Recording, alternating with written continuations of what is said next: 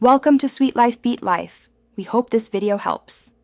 You start by getting the Xuv700 ready, engine on, belt fastened, and foot on the brake.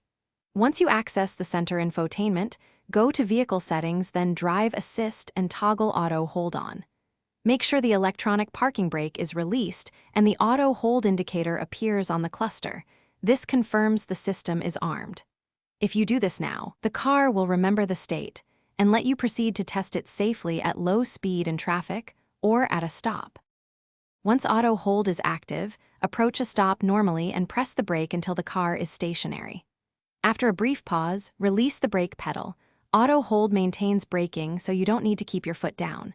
When you want to move, simply press the accelerator or shift. The system releases automatically. Make sure to watch the cluster for any warnings because steep slopes, low battery, or sensor faults will prevent auto hold from engaging until conditions normalize. To finish, you can switch auto hold off through the same menu when you want full manual control, particularly for long parking. If auto hold fails to engage, first confirm the electronic parking brake is free, your seat belt is buckled, and the 12V battery has adequate charge. These are common blockers. If the problem persists despite these checks, reproduce the fault and note any warnings. Then visit the dealer, so technicians can read stored fault codes and Thanks for watching. Consider subscribing if we helped you.